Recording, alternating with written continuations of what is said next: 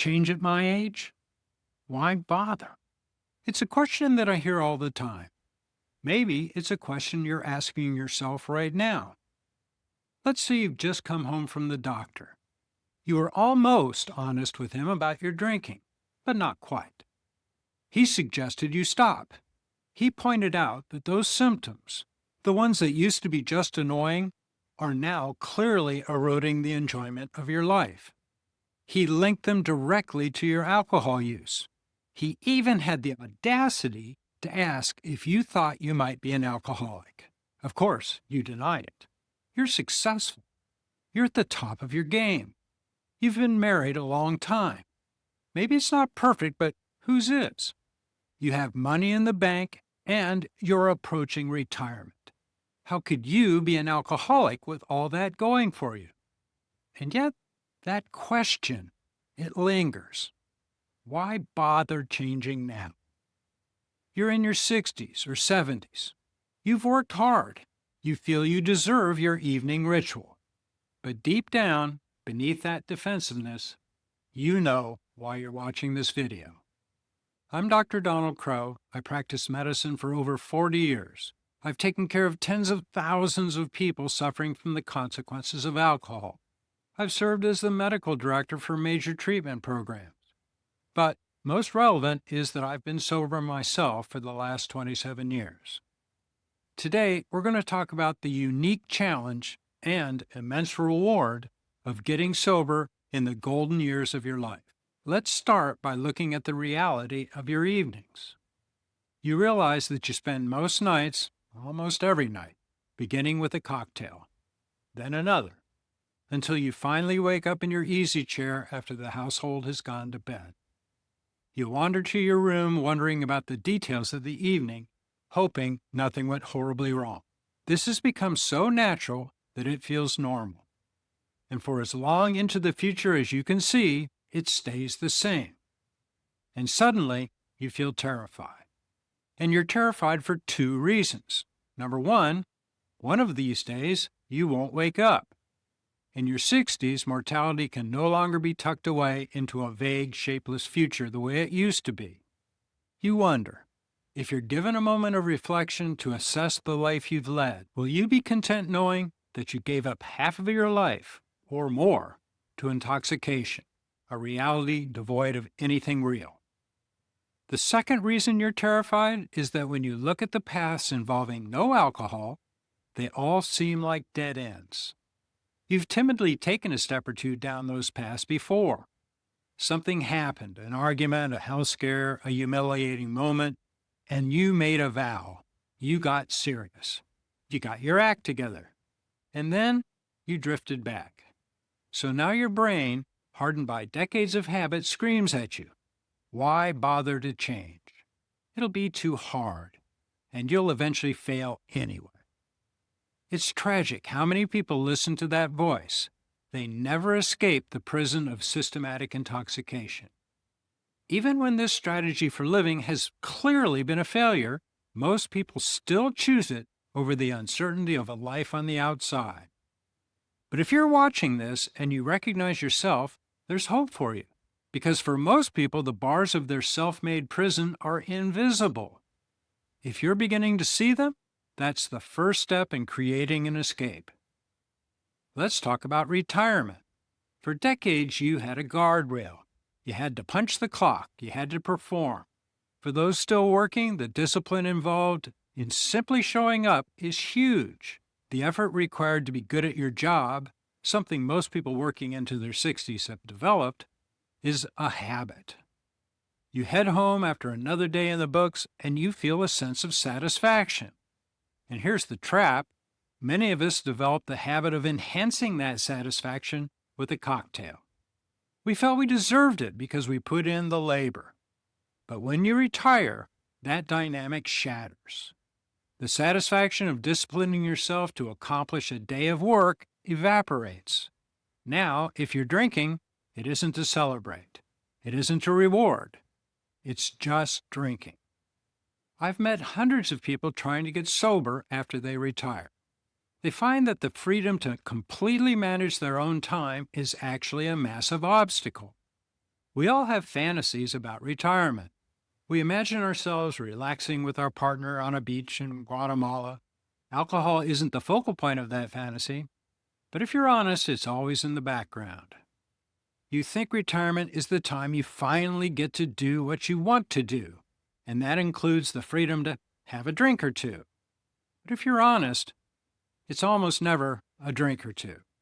When that first drink goes down, the most likely outcome becomes another evening lost in the fog of intoxication. Without the constraints of work, the drinking accelerates. Instead of 6 o'clock, it starts at 4 or noon, or it tags along with your morning coffee. This is the why bother moment. You might think, I'm retired, I'm free, who am I hurting? But consider the physiology. We are not designed to live forever. By this stage in life, we are approaching twice the design limits of the human body. Your second act is physiologically different than the first. It is more fragile. It is more unpredictable. If we keep alcohol in the mix, we accelerate the deterioration that we will all experience. It affects our bodies and it affects our minds. For many of us, the fear of growing old revolves around mental decline. Alcohol is certain to facilitate that. You're faced with a choice. You can drift or you can steer. When you take that first drink, you feel a change in how you feel. You interpret it as feeling better. And yes, it provides relief. But that relief is an illusion. It's a shroud pulled down over a real problem. It's a conscious abdication of control. You take your hands off the wheel. You take your hands off the rudder. You drift. And drifting in your 60s is a dangerous game. So how do we fix this? How do we find a reason to bother to change? We have to talk about happiness versus security. Most people say they want to be happy. That's not unreasonable. But happiness is difficult to manufacture because it depends on too many external factors. I don't believe working to be happy is a reliable strategy. Instead, I believe happiness grows when a person feels secure, when they feel okay. And the most reliable way to create that sense of security is discipline. I'll give you a personal example. I don't like to run. On many mornings, my brain tells me all the reasons I hate it. But when I do it anyway, when I sit in a puddle of sweat in my driveway afterwards, that is usually the best part of my day. Not because I broke any records, far from it, but because I disciplined myself. I controlled the one thing in the universe I can truly control, my own actions. When you retire, you lose the external discipline of the job. You hit a turning point.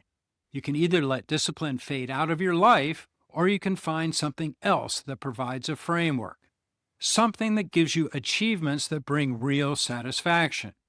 And if you're a drinker, I strongly recommend you consider this: getting sober. Getting sober is that work. It's not easy. It requires discipline. At the beginning, self-sacrifice is necessary because you are giving up something you mistakenly believed was good in your life. Part of getting sober is learning that this is not true, and that learning is work. But substituting the work of getting sober for your daily job may be a life-saving strategy. The ultimate paycheck being keeping you around to enjoy those dreams of retirement. Except now, they're painted with brushstrokes of reality instead of alcohol. I also know what some of you may be thinking. I'm lonely. My work friends are gone. Drinking is my companion. Loneliness is an inevitability if you don't replace your work community. Lonely people drink, and they drink a lot, to escape that profound sense of not feeling okay. So use this opportunity. Begin forming other circles of friends that will remain after your retirement party serves as the final farewell. And yes, for some of you, that might mean walking into an AA meeting or Smart Recovery group for the first time at age 60. I know that idea can feel daunting. I get it. but it happens every day. People who attend these meetings regularly, they were new ones as well. They want to help, and most try to encourage, not instruct. You don't have to believe everything they say. Just hang out with them for an hour or so. If you do, it is extremely likely that you will not drink later in the day. Here is the truth about your second act. It is possible for someone in their 60s, someone who has carried the identity of a drinker for decades, to become a new man or a new woman.